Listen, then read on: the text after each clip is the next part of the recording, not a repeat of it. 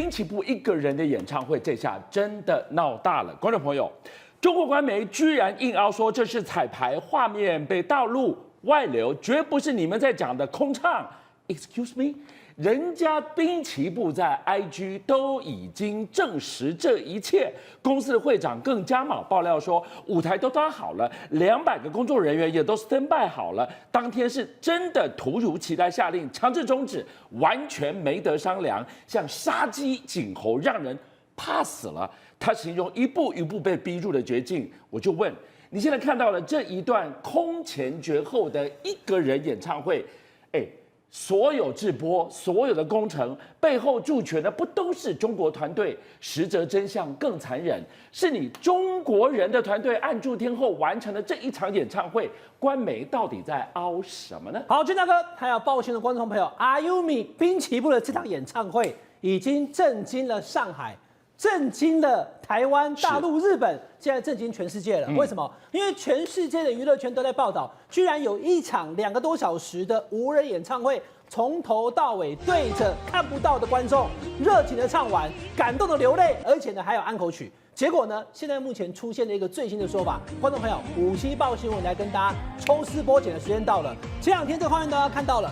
滨崎步的一个人演唱会，演唱会正在进行，麦克风正在奋力的唱，后面是空的，对不对？再讲一次，后面是空的。那滨崎步他也 po 文了，我等下跟大家抽丝剥茧哦。昨天突然有一个人跑出来了，我不认识他，他姓赖先生，他说对不起，我错了，我是现场的工作人员，我负责摄影。然后呢，我就在彩排的时候，演唱会都会有彩排，真的都会有，因为避免整个流程出状况。顺走一次，歌单要不要换 ，key 上不上得去，然后走位，我跟我的舞群怎么动，都会有彩排。我在彩排的时候把它拍下来啦，拍下来以后，我把它放到了这个社群网站上面说，让大家误以为它是演唱会，不是，它是一个过程中只是彩排。所以呢，他的说法呢被大陆的媒体引用说假的啦，哪有什么滨崎步的无人演唱会？说到这里，观众朋友，上海赖先生的说法讲完，回过头来看，等一下。那滨崎步本人有没有说？没有，滨崎步本人没有说，但是他有 po 文。他 po 文，他说这一切都是被封口，他才会对着空气唱啊。所以问题来了哈，我们今天跟大家抽丝剥茧，第一步，导播放画面，我们现在所看到滨崎步所释出的那一些照片连接起来，你看到这个有没有？后面是空的，对。然后很多在台上的表演，对不对？七彩缤纷，对不对？观众朋友，一个一个来跟大家抽丝剥茧，先看。滨崎步的 IG po 文，俊亮哥就在这里。是滨崎步的 po 文讲什么呢？他说我对着14000个空的椅子，但是我却感受到来自全世界各地的歌迷的爱。是好，第二个很重要的观众朋友，我们57报新闻讲清楚了。他这边写什么 ？It was one of the most unforgettable show ever to me。这对我来讲是我这辈子最难忘的一段演出 show。滨崎步1993年他出道，到现在为止他唱过演唱会，我已经算不清楚了。他说这是我最难忘的一个秀，请注意，观众朋友，我们今天是57报新闻，不是57英文教室。彩排叫做 rehearsal， 秀就是演出，所以他说我有这样的演出，让我一辈子难忘。下面的部分还讲什么呢？200位的来自日本跟中国的我的工作伙伴，包含舞群。好，抽丝剥茧，第一步，滨崎步讲的是秀呢，他讲的是演唱会，是演出呢。不是 rehearsal， 抽丝剥茧。第二步，导播刚刚看到画面，就这一张，你会看到那个现场这么多。来，我跟大家说，俊大哥，你知道我看到什么吗？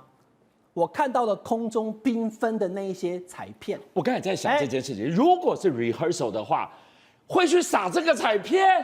我看到的是空中缤纷的彩片，是为什么？观众朋友，一张一张来哈，导播你不用回我了啦，你直接用大家看影片就知道了。这书杀起啥？这是 Ayumi。滨崎步布姐她的演出服呢？是，我就跟大家讲啊，观众朋友，你可能没有看过彩排，我因为工作的关系，常常看彩排，彩排都穿运动服啦，彩排谁跟你穿这个对整套的衣服上来？这是正式的演出了。好，来，观众朋友，来，导播可以回我了哈。如果说我今天彩排都不小心我衣服弄坏了，勾到了，那我第2天怎么演出？当然，彩排真的我所看过的，可能滨崎步比较特别，他是真的穿全套的正式服装去彩排，也有可能。但是我所知道的，彩排第一个不会穿正式服，第二个。他不会放彩带，放了彩带以后，地上飘下去以后，他要怎么办？他要赶快清一清，明天真的观众要进来了，所以不会放。所以观众朋友讲到这里，到底有没有无人演唱会是重点吗？重点应该是为什么前一天这么的霸凌式的要求人家没有理由的，现在是地震、风灾、缺电或者新冠肺炎吗？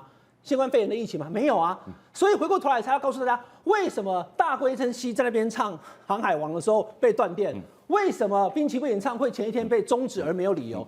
这才是关键，而不是滨崎步有没有真正的无人演唱会。而从刚刚所看到的这些，有没有后面的这些彩带，你就会发现说哪里没有演唱会，这个过程怎么看都像是正式的演出，而不是那位赖姓摄影师所说的啊，他只是彩排啦。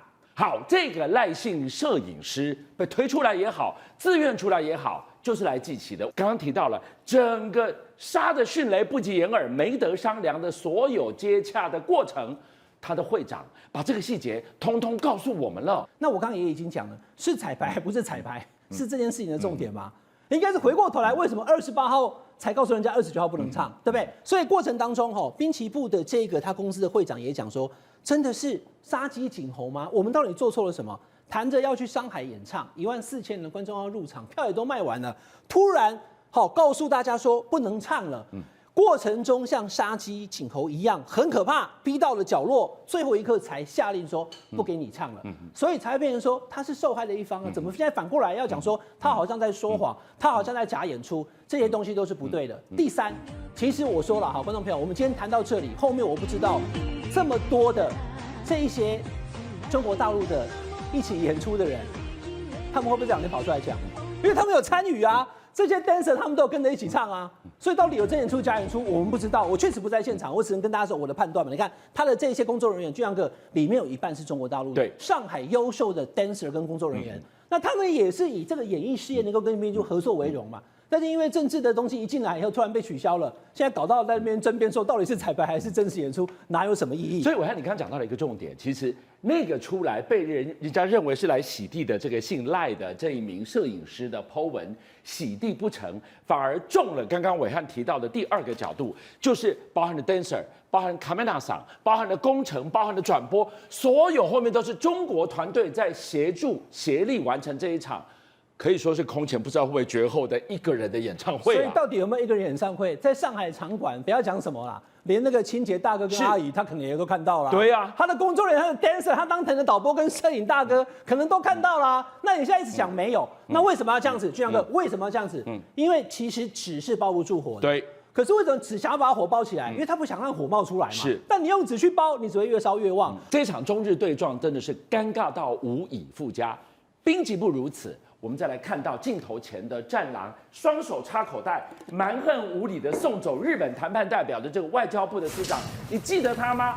没有想到镜头前的战狼，拢是 gay， 拢是 N， 镜头之外一个转身，立刻飞到东北，去拜托日本企业，去安抚日本企业，拜托你们不要走。不能没有你呀！从这个话题开始到现在，我都跟57报讯的观众朋友讲说，我们台湾看在台日友好，但是我们也不要介入这种外交事件。所以呢，这个事情回过头来看，俊阳哥要跟大家讲什么？就是这个刘劲松啊，他的手插口袋的这个姿势看起来有没有非常阿linki，对不对？训斥小弟，军警正章，你在搞什么东西啊？对不对？这日本的代表嘛。但问题是在这场活动之后，他立刻飞到东北，有很多日本在中国大陆的企业，又去跟人家立下话题，又在那边拥抱嘛。所以你就要知道了哈，我们常讲，先前因为安倍晋三日本前首相跟现在的高市早苗讲的哈。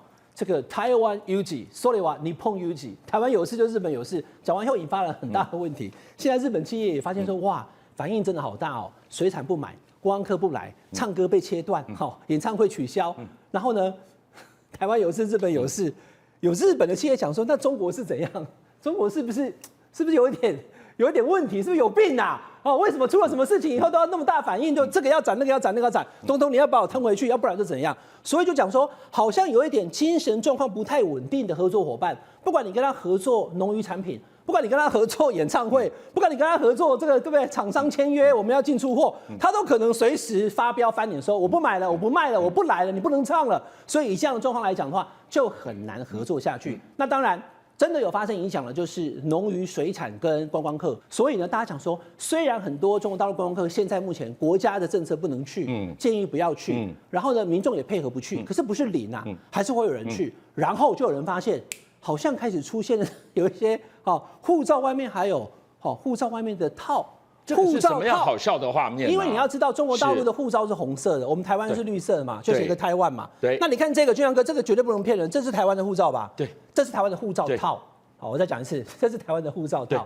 你以为它是台湾的护照？不是，它只是在外面套着台湾的护照，翻开来里面其实是中国大陆的护照。他为什么要拿台湾的护照套来遮掩鱼目混珠你自己的护照呢？好，观众朋友，这个就是另外一题了。我们可能早这样跟大家谈，最近韩国很多观光客在讲说，不要那么多中国的观光客，所以会有一些他要反中或干嘛的。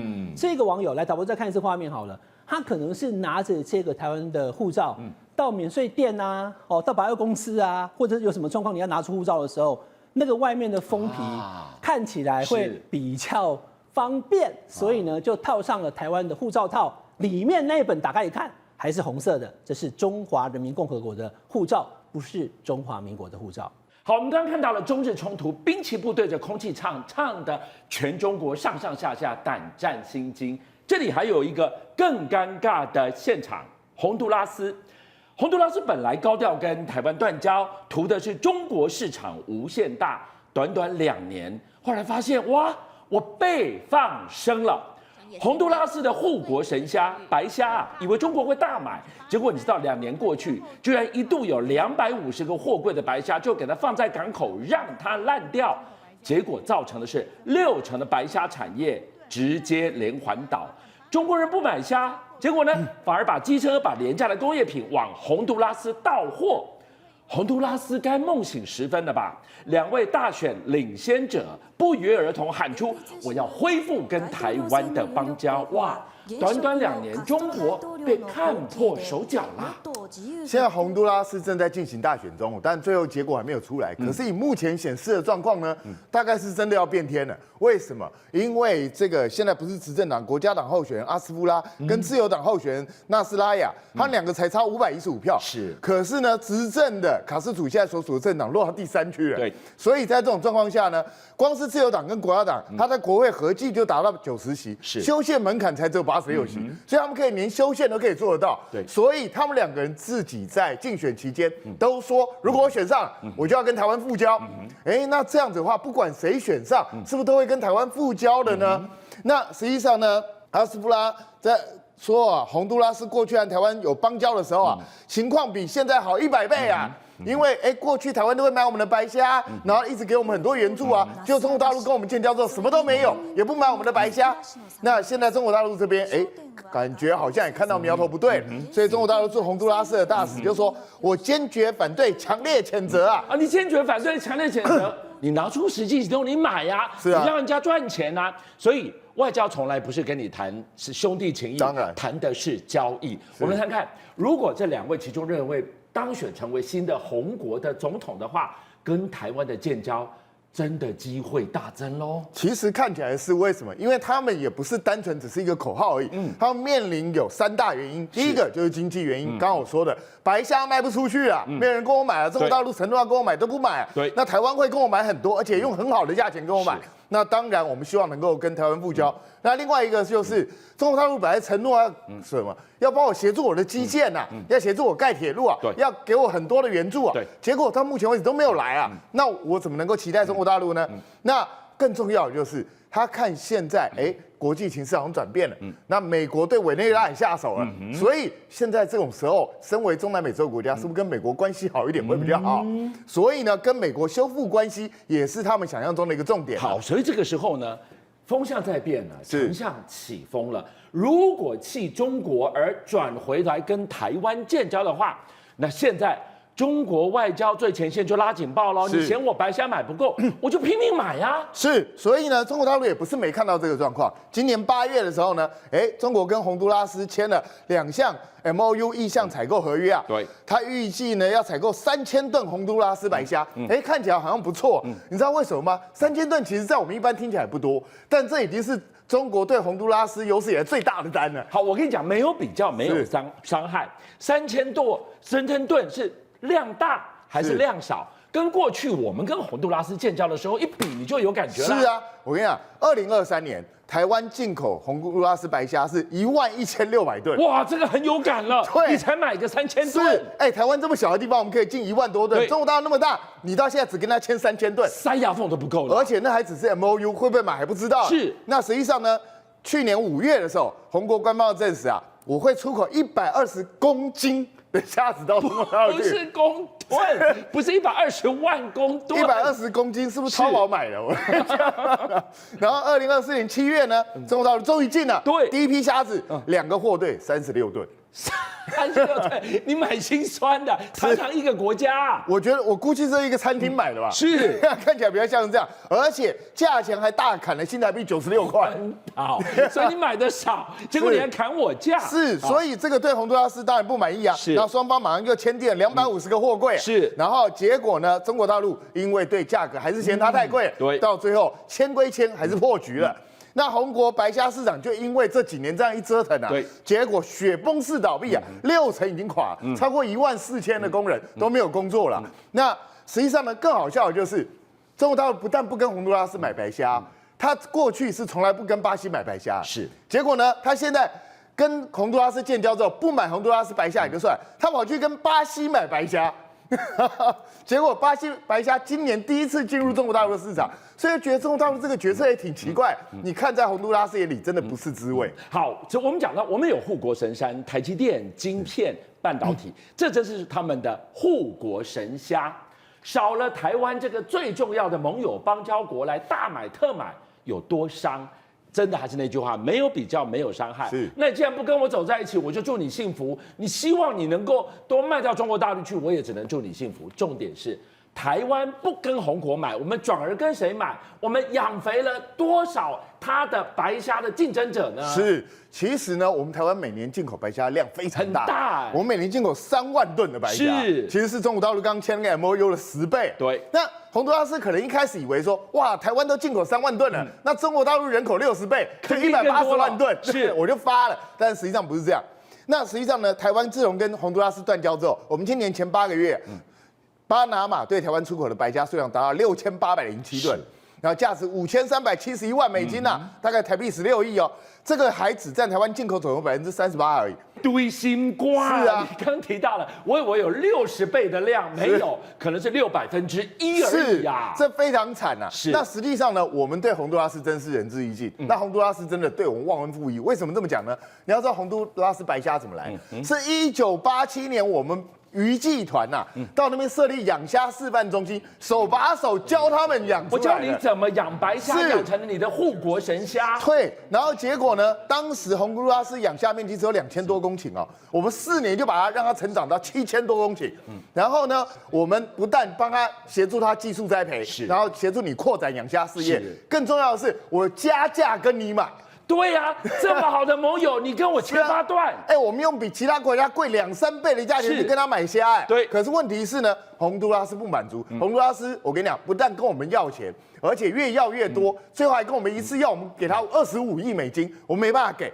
那结果呢，洪都拉斯跟台湾断交1年之后，当地他们洪都拉斯自己媒体就讲了，洪都拉斯自己还欠台湾大概138亿台币呀。然后这一些都是过去我们援助他这些学校啊、基建这些东西，到现在没有还我们呢。这个像什么？虚所无度的恐怖情人，是琵琶别到转身遇到一个更恐怖的情人，是他真是无有出奇。我就说，短短2年后悔还来得及吗？我们来看看，跟中国建交这2年，不买我白虾就算了，还往我这里到货啊！是我跟你讲，本来白虾不买，对不对？那你可以买我咖啡豆啊，是因为洪都拉斯咖啡豆也是大众买呀。就中国大陆说我买，没错。但是呢，因为中国大陆的市场精品咖啡市场没有那么成熟，对，所以他买的量其实不多。是。那我们台湾买的量多可怕？我们只要去组团去一趟就是260万美金。那中国大陆呢，可能去10趟都不见得有这个价钱，所以这个就差非常远了。是。然后呢，香蕉也是他们的大宗的生产东西。那可是中国大陆有一个规定，什么呢？你香蕉如果种植面积太小，我就不能跟你买，因为我怕你品质不稳定。他要求一定要将那个一定的产量啊，你产量要够大我才能买。就它产量不够大，那结果洪都拉斯香蕉居然卖不到中国大陆去啊！这对他们来讲就是看得到吃不到啊。然后结果不只是这样哦。你的东西卖不到我中国大陆来，那我的东西要拼命卖到你那边去，你知道吗？中国大陆哦，这个一年呢进口到洪都拉斯的东西大概价值26亿美金，可是洪都拉斯出口到中国大陆只有3500万美元，这是超大的贸易逆差。中国大陆就进它机车啊、水泥啊、各式各样这些东西。那可是呢，你说你卖给我一般的东西也就算，反正我要用。可你卖给我的东西真的是好东西吗？劣质货、烂货吗？是因为最近就有一个新闻哦，对，辽宁呢丹东的东岔村，对，那过去2个月一直反映啊，我这个水渠建设项目有很严重的质量问题。你看，就像这里，对，这个水泥一捏就烂，对，一捏就烂的水泥能够用吗？那当地的政府是否认，说是有些人鸡蛋里挑骨头啊。但是我想，它毕竟是水泥，不是泥巴吧？是，你只要一捏就烂，这种水泥谁敢用啊？是，但是你会不会就把这种水泥出口到外国去？哦，这边的豆腐渣是被抓包之后，这是烂水泥、烂原料，他还是想赚钱，是，他就通通往洪都拉斯倒了。是，如果是这样的话，那洪都拉斯可就惨啦。那实际上呢，当初两国建交的时候也是海誓山盟啊。那北京承诺要支持洪都拉斯建设，我要帮你建3个大水坝、1条铁路。你要知道，对洪都拉斯很重要，因为它刚好就在那个大西洋跟太平洋中间。如果有一条铁路贯穿过去的话，那它两边建设都起来了。哇，听起来很完美。是，但是这一个建设要200亿美金。是谁出？好，中国大陆本来说，没关系，我帮你搞定，一带一路不是都是他们出的吗？对，都是他们负责贷款这样，对所以洪都拉斯很高兴啊。好啊，那我们就来弄啊。对，结果呢，到现在到2024哦，中国大陆对洪都拉斯直接投资只有50万美金。说好的200亿美元呢？现在目前看不到。如果以50万美金这样来看的话，其实也很快了，大概4万年就可以投资到了。所以2年前3年拍谁，2年后真正拍谁啊？是，所以洪都拉斯现在还等不等得下去？是不是真的会掉头回来跟台湾建交呢57报新闻的所有好朋友，俊相又来了，谢谢大家，是你们的订阅数加持了我们，让我们在4月6号中午过后破100万了，多不容易！你知道每一天晚上9点到11点，他在播的时候，我要盯着直播人数升还是跌，一觉醒来我要去看有多少人来点阅。一段时间你们给了我100万的订阅，真的无限感激。最后我要跟大家瞪眼看，再一次谢谢你们大家，同时请介绍更多好朋友来支持57报新闻，俊相还有优秀的57报新闻团队会继续为大家每一天挖真相。Come on, come on, come on.